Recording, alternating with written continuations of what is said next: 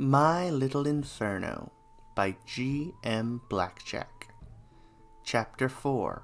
Aflame. Fluttershy walked through Ponyville, ready for a nice, calm winter walk. Such things were normally pleasant, serene journeys where she said hi to friends and appreciated the beautiful winter landscape. Even if she had a goal in mind, go to Pinky's and talk about hearth-warming gift ideas, she would still find wonder in the world. All those things were still there. The snow was beautiful, the town's ponies welcoming, and the land just nice-looking. But it was tainted. There were several trails of smoke floating high into the sky from various chimneys. She knew what those were from, those Little Inferno entertainment fireplaces that had been taking off. Ever since Rarity had installed hers, more and more had been going up. And while Fluttershy knew the bugs sent by the catalog weren't real, she did know that foals got ideas really easily. The moment winter ended and real bugs started showing up, she was really worried. She could see how these fireplaces were changing how ponies perceived the dangers of fire. No longer something to be respected and feared, but to be played with. To be treated just like another toy. Fluttershy shook her head. She needed to stop thinking about others like that. The Little Inferno was just a toy that also happened to appeal to ponies outside the target demographic. That was fine. Nothing bad had happened. Just a few ponies needed more baths to wash the soot off. Fluttershy pushed her thoughts out of her mind and focused on the town. She began to hum a happy and chipper tune while she walked, ignoring the smoke trails as best she could. This was her walk, and some fireplace wasn't going to ruin it for her. Her smile bright, she kept trotting along. "Snails, throw more balls in. Can't we just enjoy the fire, Snips? No! More balls burning!" Fluttershy didn't even glance at the two colts. It was not her place to judge them. They were just having fun. "Hey, Carrot Top, throw some wine onto the Inferno. Works wonders at parties." "Berry, I don't have an Inferno." "You should get one, like now." Fluttershy's smile faltered. It was still spreading. More and more chimneys would go up. Her house would be fine, away from town as it was. The town could enjoy their Inferno just fine. "I hear bits burn in the fireplace." "Really?" Fluttershy breathed deep, calming breaths. "Just keep walking. Just keep walking." "I fell asleep with my head inside the Inferno. It was awesome." Fluttershy's smile vanished completely. This was not good, and this was not going to end well. She just knew it. Ponies were changing because of this fireplace. It was affecting them too much. It was going to hurt some pony. She began to gallop, trying to get away from the chimneys. They were starting to scare her with their presence. She just wanted them out of sight. She ran into Sugar Cube Corner, breathing heavy, almost hyperventilating. "Hi, Fluttershy," Pinky said, appearing from nowhere and prompting a scream from Fluttershy. "Whoa-ho! Looks like you've seen a ghost," Pinky giggled. "Don't worry, I'm not dead yet." Fluttershy took long, deep breaths to calm herself again. "You just scared me, that's all." Fluttershy recomposed herself. "How are you doing?" "I've gotten hearth-warming presents for every pony in Ponyville, as usual. Had most purchased a month ago. So many smiles are coming," she squeaked. Fluttershy smiled. "Glad to hear it. I haven't gotten any of my shopping done." "You still have a few weeks, and I have plenty of ideas we can talk about later. But how have you been? You haven't been in town for a while." "Well," she paused for a moment, thinking of how to put her feelings. "You know those Little Infernos?" "Yeah, duh. Who doesn't?" Pinky responded. "They make me nervous," Fluttershy said. "The way they burn things. Animal-like things." "Oh, Rarity told me about that bug thing. There's nothing to worry about, Fluttershy. It's completely harmless. Pinkie grinned.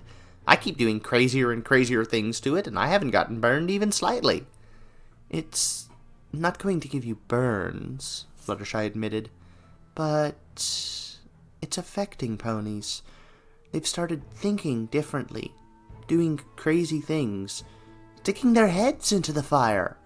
Ah, that's fun. So bright. Fluttershy blinked. How?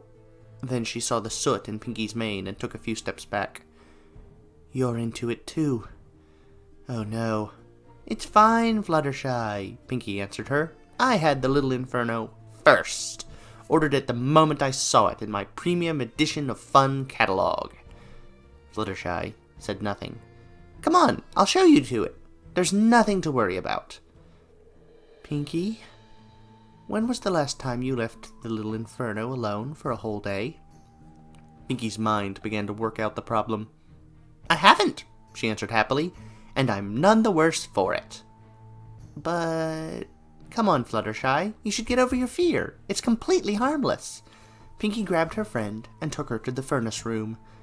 Fluttershy gasped. The room was completely black from floor to ceiling, the soot sticking to everything.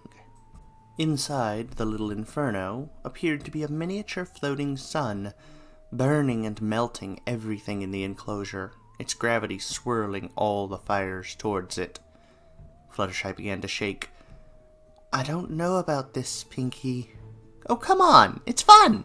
Here, let me put out the sun. She tossed a yellow and black device into the fireplace that exploded everything in a huge explosion. And we can do other stuff now. Watch!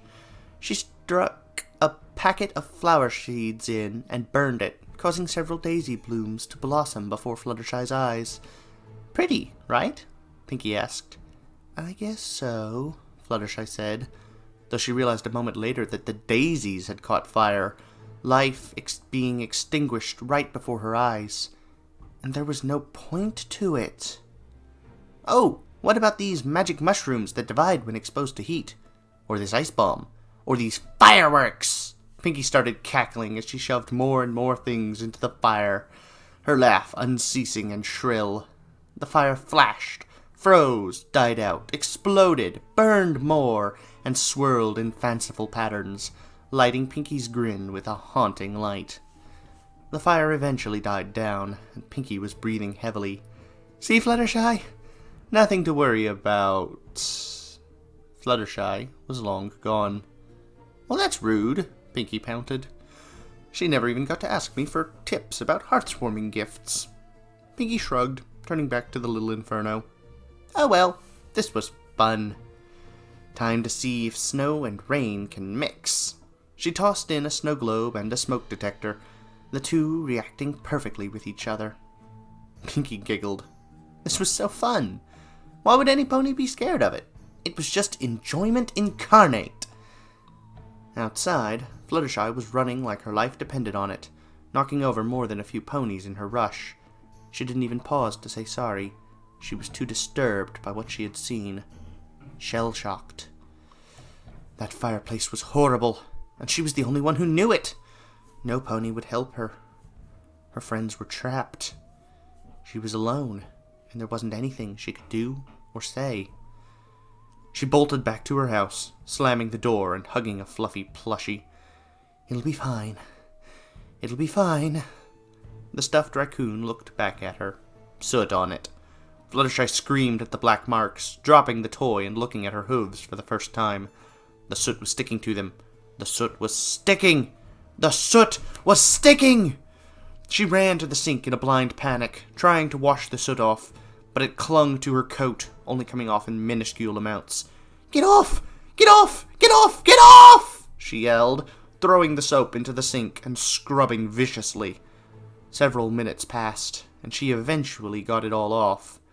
She relaxed a bit, calming her breathing, and sat down. Then she saw her back hooves were still covered.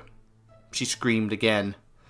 The scream pierced the day, ringing out into the snowy wilderness. In the distance, over Ponyville, dozens of smoke trails floated into the sky. A cloud of smoke was starting to form over their heads.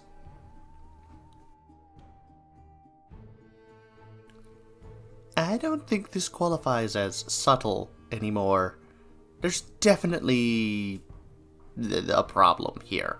I think Fluttershy's reaction is a bit extreme. I think I'd be closer to Spike here. But yes, things seem to be going off. Anyway, thank you all for listening. I hope you had a pleasant time, and you'll come back again later. Goodbye, everyone. Have a good day.